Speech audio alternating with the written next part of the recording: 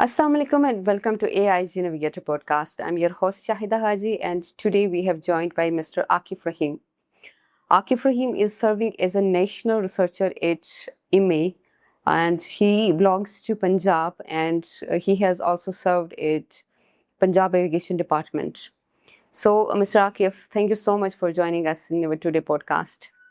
तो स्टार्ट करते हैं आपकी इंट्रोडक्शन में आपकी अपनी ज़ुबानी सुनना चाहूँगी. So we'll start कि आप अपनी इंट्रोडक्शन हमें करें क्योंकि you have a vast experience in this field और आपकी एजुकेशन और आपकी प्रोफेशनल जर्नी और from पाकिस्तान to जापान और फिर वापस पाकिस्तान, ये जर्नी कैसे रही और हम आपसे जानना चाहेंगे. Thank you ma'am. My name is, जैसा आपने बताया, मैं डॉक्टर आकिफ. सो अगर मैं अपनी जर्नी की बात करूं थोड़ी सी तो मेरी जर्नी कुछ बड़ी इंटरेस्टिंग सी है कि जैसे आपको पता है पाकिस्तान में हम रहते हैं और water is one of the life line for us. तो मेरे लिए जो था water is a most source of inspiration क्योंकि हमारी सारी एग्रीकल्चर और बैकबोन जो है पाकिस्तान की वो वाटर के ऊपर डिपेंडेंट थी. So this things push me कि मैं वाटर सेक्टर्स के अंदर अपने आप को ग्रूम अप करूं और वहाँ पे लेके जाऊं. तो जब मैंने स्टार्ट लिया तो I was did my masters in applied hydrology from the university of the Punjab. फिर उसके बाद definitely the MPhil I have done in applied hydrology. और फिर उसके बाद अल्लाह की तरफ से कुछ फजलो करम हुआ कि हमें यूरोप की तरफ से फुल ब्राइट स्कॉलरशिप मिल गया और वहाँ पे I have done my PhD in environmental modelling. तो after that also got some opportunities to work with an international organisation. जैसा कि आपने बताया कि जापान के साथ मैंने काफ़ी 2018 से डिफरेंट प्रोडक्ट्स के ऊपर उनके जो है क्लाइमेट से रेलेवेंट जो हैं उसके ऊपर काम करता रहा, जिसमें मोस्ट डोमिनेटिंग प्रोडक्ट जो थी वो एफ्रोडाइट का डाटा सेट था जो पाकिस्तान के लिए मैंने डेवलप किया. फिर उसके बाद high resolution non hydrostatic climatic projections जो थी एट 5 किलोमीटर रेजोल्यूशंस के ऊपर वो हम लोगों ने मैंने एमआरआई के साथ काम किया. I am still working on it with them कि हम पाकिस्तान के लिए वो करें. So that's. और मेरा प्रोफेशनल अगर देखा जाए एज एक्सपीरियंस पर्सपेक्टिव से तो I started my career in Punjab irrigation department. वहाँ पे as a assistant director flood मैंने अपना स्टार्टअप लिया था. और उसके बाद फिर I am promoted as a deputy director meteorology and then I move to Europe during my PhD. I got some research assistantship from the चेजिक यूनिवर्सिटी ऑफ लाइफ साइंसेज में वहाँ पे भी रहा. वहाँ पे अंडर ग्रेजुएट स्टूडेंट्स को climate modelling और environmental modelling in the context of hydrological perspective वो उनको टीच करता रहा. फिर उसके बाद I come back to Pakistan and then I join the international water management institute. Here I work as a climate change expert. This really great कि आपकी जो जर्नी है लाइक पाकिस्तान से स्टार्ट हुई यूरोप, फिर यूरोप से जो है ना जापान और फिर वापस पाकिस्तान.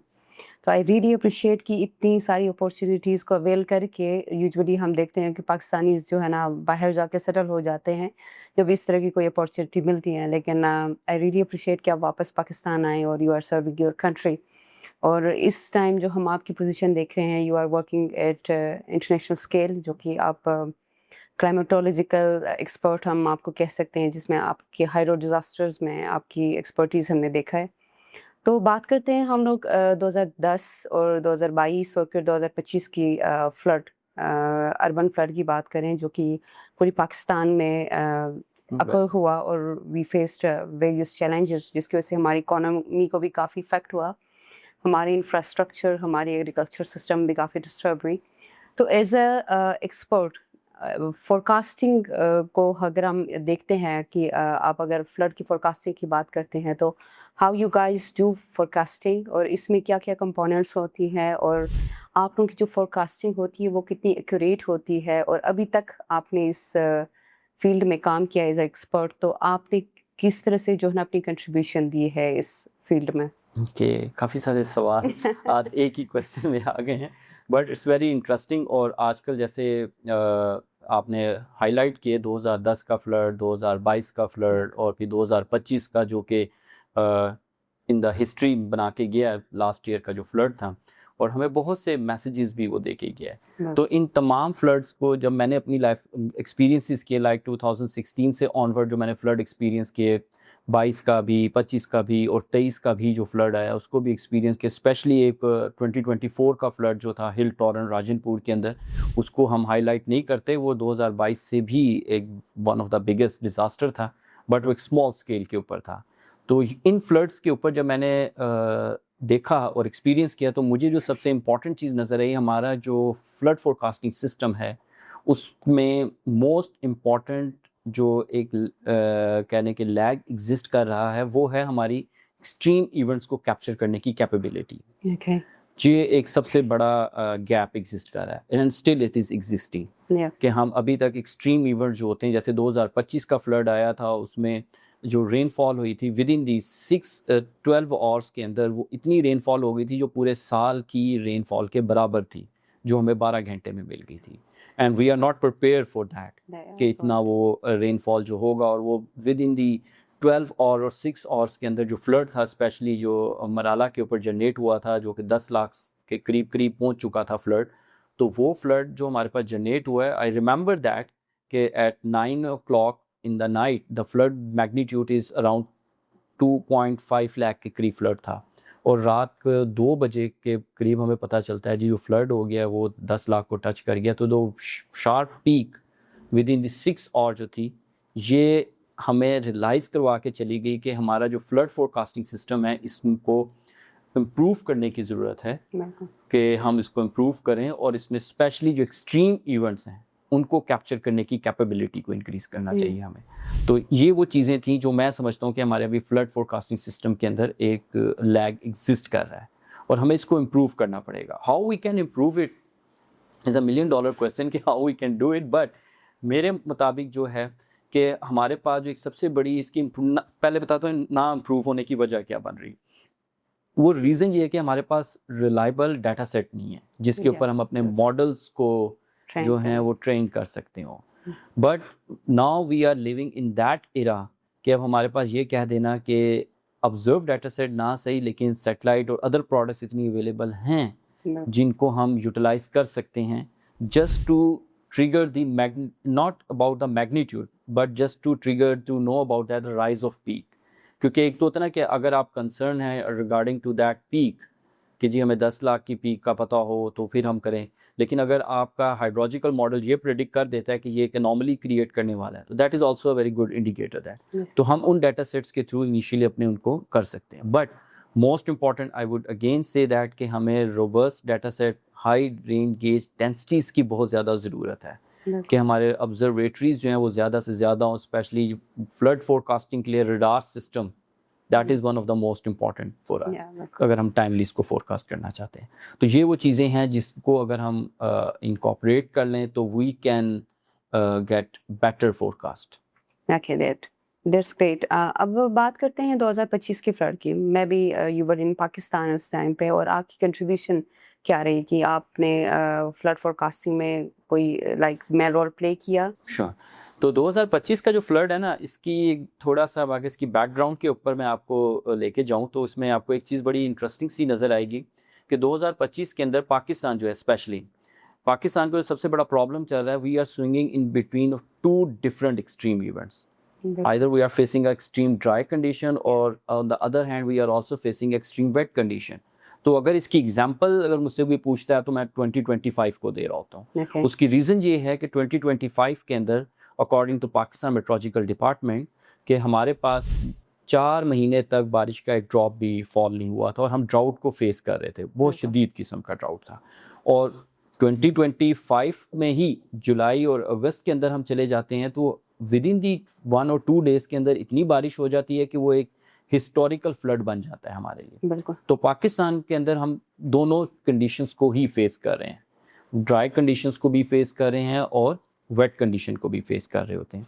तो हमारी जो आई फेल्ट दैट कि हमारी जो एक्सपर्टीज़ होनी चाहिए एज अ लोगों की, वो दोनों इवेंट्स के लिए होनी चाहिए। हाँ, बिल्कुल। मतलब we need to be capture the extreme, both extreme events को हमें कैप्चर करना चाहिए। And if you talk about the my contribution towards that, so in the past that I have built some AI models for the Indian side of reservoir जो है India के eastern reverse के ऊपर, उनकी monitoring, उनके water releases कितने हो सकते हैं, तो वो 2022 के अंदर आई वाज बिल्ट और वो पंजाब इरिगेशन डिपार्टमेंट के साथ भी हमने शेयर किए और वहाँ पे भी वो यूज़ होते रहे। तो 2023 का flood I remember that Sutlej के अंदर जो आया था उसमें भी 5 days before we have capable थे कि हम उसको फोरकास्ट कर सकें और उसमें हमने टाइमली जो थे रेस्क्यू ऑपरेशंस वगैरह जो थे वो स्टार्ट कर दिए थे, जिसकी वजह से 2023 का जो फ्लड था वो हमें इतना डैमेज करके नहीं गया। If you talk about the 2025 तो same approach we have adopted for Sutlej river. तो वहाँ पे भी हमारे पास टाइमली फोरकास्ट आ चुकी थी, तो इसलिए वहाँ पे भी एक टाइमली जो कहते हैं कि गवर्नमेंट ऑफ पंजाब और लोगों ने जो एक्सरसाइजेस करनी थी रेस्क्यू की वो टाइमली हो चुकी थी, इसलिए हमें वो इतने ज़्यादा नुकसान नहीं हो सके उन चीज़ों के। तो ये एक छोटी सी मेरी कंट्रीब्यूशन थी। बट 2025 का जो फ्लड था इसने हमें और भी बहुत से लेसन्स जो हैं वो टीच करके गया regarding the civil water management, civil structures. उसमें एक चीज़ जो मोस्ट इम्पॉर्टेंट आई थी कि हमारे जो इम्बैक्टमेंट्स बने हुए हैं, हमारे जो इंफ्रास्ट्रक्चर्स हैं, रिवर ट्रेनिंग इंफ्रास्ट्रक्चर्स हैं, ये ओल्ड 1970s के और उसके मुताबिक डिज़ाइन किए गए हैं। तो we need to be revise that infrastructure. तो according to the current climate change के मुताबिक उनको क्लाइमेट रिजिलियंट इंफ्रास्ट्रक्चर्स हमें बनाने चाहिए।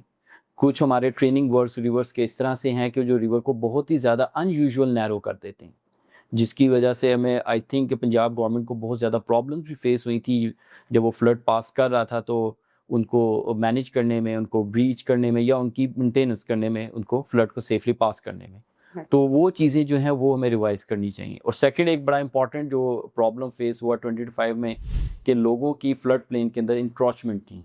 वो इतनी ज़्यादा इंक्रोचमेंट्स हो चुकी थी कि डिसीजन लेना किसी जगह से रिवर ट्रेनिंग वर्क को या स्ट्रक्चर्स को ब्रेक करने के लिए, ब्रीच करने के लिए, वो बड़ा मुश्किल हो रहा था।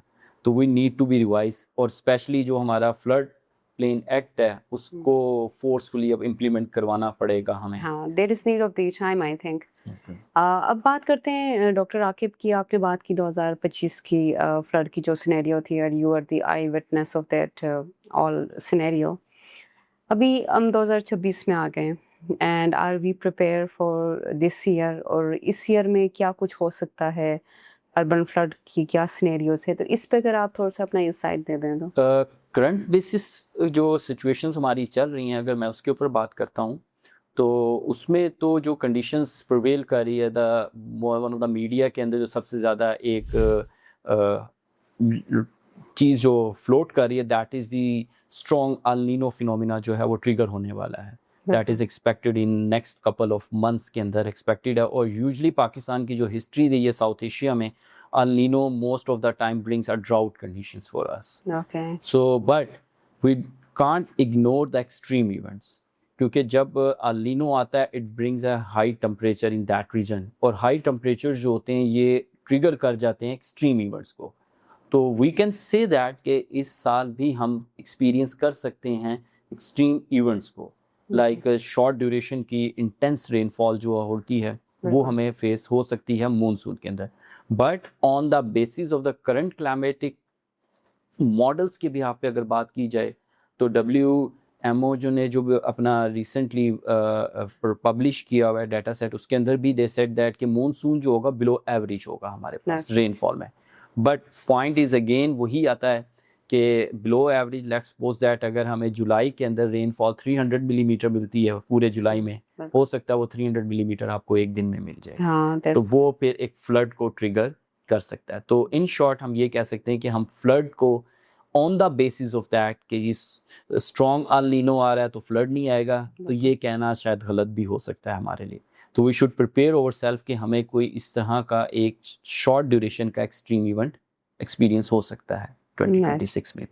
तो आपकी जो है ना प्रीवियस एक्सपीरियंस को हम देख रहे थे, तो आपने गूगल के साथ भी काम किया है और there is particular related to this flood forecasting mechanism या फिर कोई इस तरह के मॉडल के ऊपर आपने काम किया है। तो we would love to know कि आप अब वो भी हमें बताएं कि आपका एक्सपीरियंस कैसा रहा गूगल के साथ, और इस तरह की क्या इंटरवेंशन आप पाकिस्तान लेके आए, जो कि लाइक इस रियली प्राउड फॉर अस कि आप हमारी प्लेटफॉर्म पे आए और इसी के थ्रू आप हमें बताएं कि गूगल के साथ आपने किस तरह के काम किया हो। In 2018 the Google was started the flood forecasting globally, इन्होंने स्टार्ट किया था, जिसमें ये अपने AI बेस मॉड्यूल जो थे वो इंट्रोड्यूस करवा रहे थे कि फ्लड को फोरकास्ट किया जाए।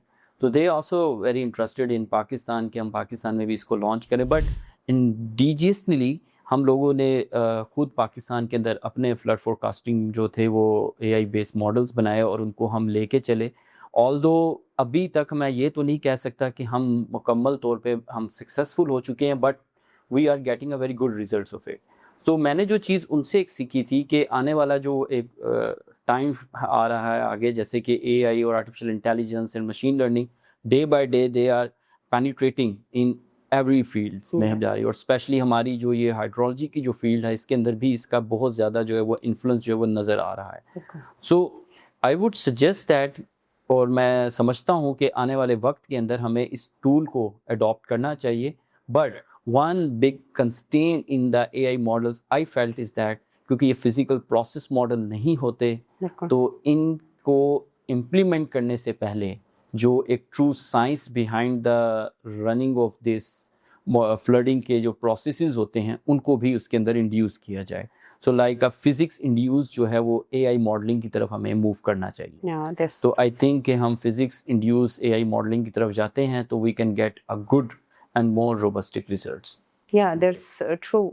AI को अगर हम देखें एक जनरल पर्सपेक्टिव से, तो हमें सिर्फ ChatGPT और फिर इस तरह के टूल्स के हद तक हमने इसको समझा हुआ है। ऑल्दो जब इस तरह के फार्म्स काम करते हैं, इस तरह के एक्सपर्ट्स काम करते हैं, तो वो AI की एप्लीकेशन को लाइक प्रॉपरली अप्लाई करते हैं। तो is our firm is also working on this. तो हमने बहुत बात की फ्लड्स के ऊपर, तो हमने फ्लैश फ्लड का नाम सुना था, बट फ्लैश ड्राउट का नाम नहीं सुना था। ओके, सो आज आपसे सुना हमने, तो हम आपसे ही जानना चाहते हैं कि फ्लैश ड्राउट है क्या, और इसके ऊपर आपने इसकी मॉनिटरिंग और फोरकास्टिंग के ऊपर क्या काम किया है, कौन से मॉडल को यूटिलाइज किया है, तो इसके बारे में बता दीजिएगा हमें। चलिए मैं फ्लैश डाउट्स के ऊपर अगर बात को थोड़ा सा इसका अगर मैं बैकग्राउंड दूं, इन 2019 when my PhD is basically on the flash doubts, but मैंने वो यूरोप के एरियाज़ के ऊपर उसको यूटिलाइज़ किया था फ्लैश डाउट्स के कॉन्सेप्ट को। सो जब मैंने इसको स्टार्ट किया 2019 में, तो जब मैं अपनी PhD का लिटरेचर रिव्यू कर रहा था रिसर्च का, तो मेरे पास पूरे यूरोप के अंदर हार्डली 2 पेपर्स थे जो पब्लिश्ड हुए थे उस वक्त ऑन द फ्लैश डाउट। तो कहने का मेरा मतलब ये है कि ये एक बड़ा नोवेल कॉन्सेप्ट है, ये कोई पुराना कॉन्सेप्ट नहीं है, बट इसने ड्राउट की जो एक कन्वेंशनल थॉट थी उसको ब्रेक किया है। क्योंकि यूजुअली हम लोग ड्राउट को कंसीडर करते थे कि ये पर लॉन्ग पीरियड के लिए होता है, कि अगर ड्राउट आएगा तो वो 1 साल, 5 महीने, 6 महीने या मंथ्स के अंदर ये प्रोपेगेट करता है। किसी का ये कॉन्सेप्ट नहीं था कि ड्राउट शॉर्ट ड्यूरेशन की तरह भी आ सकता है, such as like a flash floods. लेकिन 2012 के अंदर वेरी फर्स्ट टाइम US ने इसको हाईलाइट किया था कि उनके कंट्री के अंदर short duration with in the 3 weeks के अंदर एक हीट वेव आई और रेनफॉल की शॉर्टेज थी, तो उसकी वजह से उनकी जो एग्रीकल्चर था वो सबसे ज़्यादा हिट हुआ था, और उस वक्त उनको अराउंड $2 बिलियन का उस 2012 के अंदर US को प्रॉब्लम फेस करना पड़ा। जब ये प्रॉब्लम हाईलाइट हुई तो उसके बाद दुनिया ने इस पर गौर व फिक्र करना शुरू किया, तो पता चला कि जी ये ऑल ओवर द वर्ल्ड हर जगह पे इवेंट एग्जिस्ट कर रहा है, कि चाइना, यूरोप और हर कंट्री ने इसके ऊपर काम किया। बट अभी तक पाकिस्तान के अंदर इसके ऊपर उस तरह से इनिशिएटिव नहीं लिया गया, या इसका वो एडवोकेसी नहीं हो सकी कि लोगों को इसके बारे में भी पता चले कि ये भी एक क्लाइमेट चेंज का एक इम्पैक्ट है जो हमारी सोसाइटी के अंदर एग्जिस्ट कर रहा है। तो फ्लैश ड्राउट जो होता है बेसिकली ये वो ड्राउट होता है जो हीट वेव्स और प्रेसिपिटेशन की डेफिशिएंसी की वजह से विद इन दी 3 वीक्स के अंदर या विद इन दी 1 मंथ के अंदर ही आता है। और ये स्पेशली इफेक्ट करता है ग्रोइंग सीजन के अंदर, कि जो हमारे प्लांट्स होते हैं जब वो इनिशियल स्टेजेस के ऊपर होते हैं और उनको सही टाइम के ऊपर रेनफॉल और लाइक टेम्परेचर कंडीशन जब हाई हो रही हो और पानी ना मिल रहा हो पौधों को, तो वो जब छोटी स्टेज के ऊपर होते हैं तो उनकी वो न्यूट्रिएंट्स कह लें कि नहीं बिल्ड होती है, उनकी कैपेबिलिटी नहीं बिल्ड हो पा रही होती कि वो एक अच्छी यील्ड दे सकें, सर्वाइव कर जाते हैं, but in the end of harvest time पे हमें पता चलता है उनकी तो यील्ड ही इतनी ज़्यादा नहीं है। तो वो ये फ्लैश डाउट्स के इम्पैक्ट्स हैं। तो पाकिस्तान चूँकि हम एक एग्रीकल्चर कंट्री हैं, हमारी बैकबोन है एग्रीकल्चर, तो मैं समझता हूँ कि इसके ऊपर हमें काम करना चाहिए और बड़ा सीरियस होकर हमारे जो साइंटिस्ट और रिसर्चर्स हैं they should go and to investigate it that कि फ्लैश डाउट्स है क्या और इसके इम्पैक्ट क्या हैं। वेल आपने बहुत क्लियरली हमें बता दिया कि फ्लैश ड्राउट क्या होता है, वेल, और उसकी इम्पैक्ट हम देखते हैं एग्रीकल्चर सेक्टर में, और एग्रीकल्चर हमारी इकोनॉमी की बैकबोन है। बिल्कुल। तो बात करते हैं हम इंडस वाटर ट्रीटी के ऊपर। आपके हमने कुछ काम देखे हैं, तो हम आपसे ही जानना चाह रहे हैं कि आपने इसके ऊपर किस तरह का काम किया है, और इस वक्त आप जो है ना आपने इरिगेशन डिपार्टमेंट में भी सर्विस दी है, और इस वक्त ईमी में भी काम कर रहे हैं। तो इसके ऊपर क्योंकि आप हैं भी पंजाब से हैं, तो Punjab is the main province जो कि हिट होता है इसी फ्लड से, जो कि इंडस वाटर ट्रीटी की वजह से हम फेस करते हैं हर साल। और जहाँ पे हम फ्लड की सिनेरियो देखते हैं, वहाँ पे हम ड्राउट का भी सिनेरियो देखते हैं कि अगर पानी ना हो तो वी विल सफ़र। और ये पानी जो है ना बहुत इंपॉर्टेंट है, क्योंकि एग्रीकल्चर पूरा सेक्टर ही पंजाब में है। तो इसके ऊपर थोड़ी सी अपनी कंट्रीब्यूशन बताएं हमें। Such is like that Indus water treaty पे अगर बात करें, जैसे कि लास्ट फ्यू ईयर्स के अंदर हमने सुना कि इंडिया ने वो जो इंडस ट्रीटी हमारी जो थी वो रिवोक कर दी। बिल्कुल। So now we are not expecting that कि अब हमारे पास उस तरह से वाटर की अवेलेबिलिटी हो सकेगी, ओके। क्योंकि वो एक ट्रीटी और एक मुआहिदा नहीं है, तो हमें उसके कॉन्सिक्वेंसेस डाउन स्ट्रीम के ऊपर फेस कर नहीं सकते। बिल्कुल। तो आई सजेस्ट दैट और आई थिंक दैट कि अब हम लोगों को अपनी जो वाटर गवर्नेंस है, जो वाटर मैनेजमेंट है, यानी सिंगल, अगर मैं बात करूँ तो सिंगल ड्रॉप ऑफ वाटर की भी हमें अब अकाउंटेबिलिटी जो होगी वो करनी पड़ेगी, क्योंकि आने वाले वक्त के अंदर, आने वाली जनरेशन के लिए जो वाटर्स का जो एक थ्रेड है वो बहुत ज़्यादा और ज़्यादा रिस्क पे हमारे पास आता जा रहा है। बिल्कुल। तो यंग जनरेशन के लिए अगर हमने वाटर को प्रिजर्व करना है, तो we need to be a strong governance as well as strong policy. और policy just not for the table के लिए नहीं, एक बिल्कुल। इम्प्लीमेंटेशन की तरफ भी जानी सही चाहिए, बात। ताकि हम वाटर की जो कीमत है उसको अंदाज़ा लगा सके और उसको अंडरस्टैंड कर सकते हैं। ओके। तो मेरे ख्याल में हमें जो है ना वाटर अकाउंटेबिलिटी जो है उसको लागू करना पड़ेगा, कि क्या सिंगल ड्रॉप ऑफ वाटर जो है हमें अब उसको भी अकाउंटेबल लेकर आना, उसका एक एहतसाब करना पड़ेगा। बिला वजह पानी का यूज़ हमें नहीं करना चाहिए, क्योंकि अब जो ट्रीटी जो रिवोक हुई उसकी एक तलवार हमारे ऊपर अब समझ लें लटक रही है, और ये आने वाले वक्त में हमें पानी मिलेगा नहीं मिलेगा अपर रिपेरियन कैचमेंट से, that's a question mark still. No, so yes. According to by viewing this kind of risk, तो हमें लोगों को, हमारी जनरेशन को और हमारी जो पीपल हैं, इनको पानी की अहमियत का अंदाज़ा होना बहुत ज़रूरी है। बिल्कुल। तो आपने बहुत क्लियरली मैसेज दिया कि इस वक्त जो मेन कंसर्न होनी चाहिए वो वाटर अकाउंटेबिलिटी के ऊपर हमें काम करने की ज़रूरत है। और दूसरी आपने एक बहुत अच्छी बात की थी कि जो हमारी इंफ्रास्ट्रक्चर है दैट्स रिलेटेड टू लाइक हमारे वाटर चैनल्स हैं, वो भी उसी तरह से मेंटेन नहीं है कि हम कहें कि हमारी वाटर लॉस होती है, और जितनी हमें वाटर डिमांड है उतनी हम जो है ना उसको यूटिलाइज नहीं कर रहे, मतलब पानी ज़ाया हो रहा है, हर जगह ज़ाया हो रहा है। तो इसके ऊपर भी काम करने की ज़रूरत है। तो बात करते हैं हम एआई और क्लाइमेट और डेटा के ऊपर।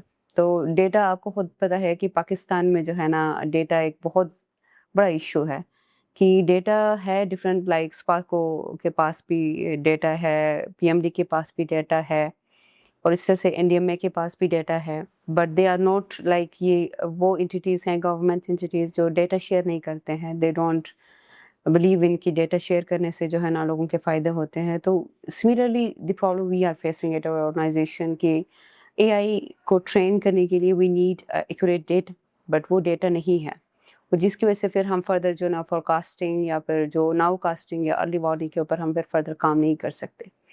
इस तरह के जो इमर्जिंग ऑर्गेनाइजेशंस हैं, they are facing such sort of issues.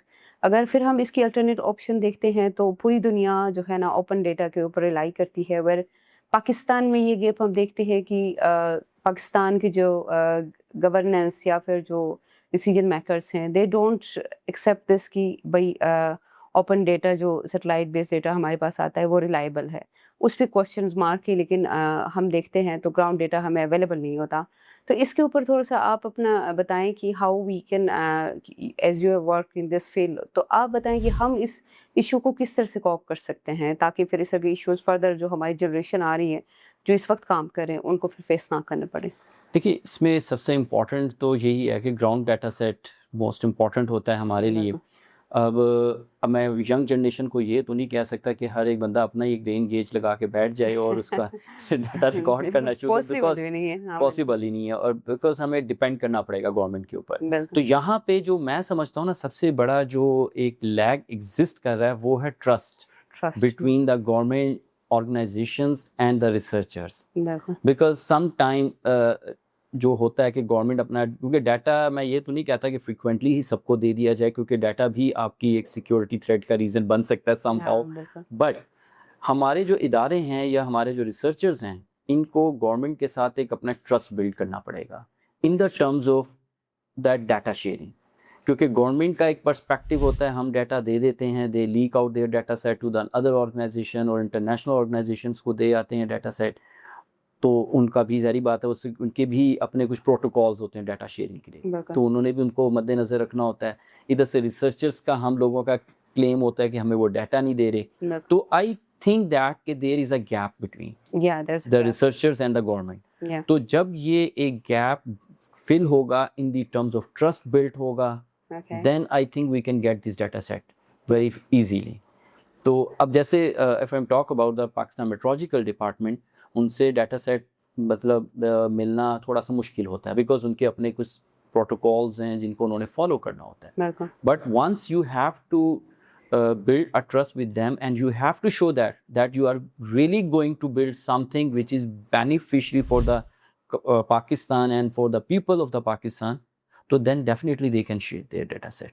तो हमें वो एक गैप खत्म करना है उनके दरमियान। हाँ, ये और तो मुझे वो मुश्किल लगता है ये गैप हम फुलफिल कर सकें, नहीं हो सकता क्योंकि है। क्योंकि मैं स्टूडेंट रही हूँ इसी फील्ड की, लाइक रिमोट सेंसिंग जीआईएस की भी मेरी अपनी एक्सपर्टीज़ है, लेकिन एक स्टूडेंट्स की जर्नी से लेके एक प्रोफेशनल जर्नी तक इतने सालों में मैंने देखा कि we just send a huge email, contact करेंगे, कांटेक्ट पर्सन्स को ढूंढेंगे, बट स्टूडेंट्स के लिए भी डेटा फ्री नहीं है कि वो इस तरह की कोई रिसर्च करें और रिसर्च में उनकी कंट्रीब्यूशन आए। तो फिर ये सारी चैलेंजेस तो शायद मुझे एक तो लगता है कि कैपेसिटी इतनी नहीं है या फिर अवेयरनेस नहीं है बेसिकली, Awareness, that's it. जो हमारी बैठे हुए हैं इस तरह के ऑर्गेनाइजेशंस में, तो उनको अवेयरनेस की ज़रूरत है कि ये डेटा आप रख के कुछ नहीं कर सकते हो, इसके थ्रू जो ना बहुत सारी इनोवेशन आपकी कंट्री में आ सकती है। तो इट्स टोटली अबाउट कि how you can utilize the data. I agree with you, but जैसे मैंने वही बात की ना कि ट्रस्ट बिल्ड करना बहुत ज़रूरी है, ये बहुत इंपॉर्टेंट है, क्योंकि some organisation is also using their data set for their business purposes के लिए यूज़ करते हैं rather than that of research. Yes. वो भी एक फिर मिस यूज़ हो जाता है, उसको हम एक टर्म के अंदर कह सकते हैं। बट जब तक हम गवर्नमेंट सेक्टर और रिसर्चर्स के दरमियान ये एक बैरियर नहीं ना ख़त्म करेंगे, आई डोंट थिंक सो कि गवर्नमेंट भी इतनी इजीली आपको डाटा आपको दे सके। तो ये दोनों साइड से म्यूचुअल होगा, हाँ, ये क्योंकि उनको भी थोड़ा सा अपने आप को फ्लेक्सिबल करना पड़ेगा, एज यू सेड दैट के प्रोसीजर बड़ा लंबा होता है, बिल्कुल और जब तक वो प्रोसीजर कंप्लीट होता है स्टूडेंट की रिसर्च कंप्लीट हो रही होती है, बिल्कुल उसका यही टाइम बात फ्रेम कंप्लीट हो, तो वो थोड़ा सा गवर्नमेंट सेक्टर से भी हमें कुछ ऐसी पॉलिसीज डाटा शेयरिंग की बनानी पड़ेंगी, बिल्कुल ताकि वो एक चीज़ें गैप ख़त्म हो सके between the researchers and the government sectors के दैट्स साथ। True, that's true. तो Akif, thank you so much. हम चलते हैं, हमारी रैपिड राउंड क्वेश्चंस कुछ होती हैं जो कि हमारी रिसर्चर हमारे लिए डिज़ाइन करती है कि ये क्वेश्चन आपने ज़रूर पूछना है। तो I will just ask you question और आपने मुझे एक सेंटेंस में उसके जवाब देना है। तो one technology that will completely transform water management in next 10 years। I think that next 10 years के अंदर जो है the AI is one of the big giant, जो कि वाटर सेक्टर के अंदर एक बहुत बड़ा अपने प्लेस जो होगा वो बना लेगा नेक्स्ट 10 years के अंदर।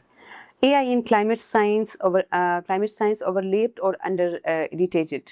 I would say that is the under-iterated until we are not incorporate the physical model with the AI. Okay. Pakistan's biggest water problem: too much water or little water? Both. Water. We are facing both, too much water and little water. As I said, that the example of 2025, both conditions we are experiencing. One thing policymakers get completely wrong about floods. For the policymaker and for the governance point of view से अगर मैं कहूँ तो that is the we usually react after the event. We should need to prepare. Okay. One word to describe the future of Pakistan's water scarcity. The future is critical I think so, क्योंकि जिस तरह की हमारी वो governance है और जिस तरह की चीज़ों को हम एक्सपीरियंस कर रहे हैं, तो water scarcity will be very critical to us. Okay. Data availability in Pakistan getting better or still a mess? It's better but fragmented, I think Okay. so. One thing you wish every Pakistani student knew about the water? I think the students should consider it. The water security is going to become a national security. Okay. Well, thank you so much, Thank you. Akif. We like really हमने आपसे बहुत सारी चीज़ें सीखी और आपकी जो काम है वो काफ़ी एडवांस लेवल पे, जो कि मुझे नहीं लगता कि अब तक पाकिस्तान में इस लेवल पे कोई काम कर रहा हो, और नेशनल स्केल पे तो ऑलरेडी आप काम कर रहे हैं. और आई रियली विश कि आपकी एक्सपर्ट ओपिनियन जो है ना हमारे यंगस्टर्स को मिलती रहे, और जिस तरह से आपने फ्लड के ऊपर काम किया हुआ है और ड्राउट के ऊपर काम कर रहे हैं, तो सिमिलर थिंग हम भी कोशिश करें कि हम भी कुछ ऐसे मॉडल्स को ट्रेन करें जो कि लोगों की ज़िंदगियां बचा सके. So thank you so much once again. आप लाहौर से आए ऑन द वे कि आप हमारे साथ जो ना ये प्लेटफॉर्म शेयर कर रहे हैं, तो इंशाल्लाह ये प्लेटफॉर्म मज़ीद भी आपके साथ शेयर करते रहेंगे. तो thank you so much. Thank you so much for inviting me. Thank you. Thank you. And thank you, dear audience, for joining us in our today podcast. And stay tuned for the next podcast. Thank you.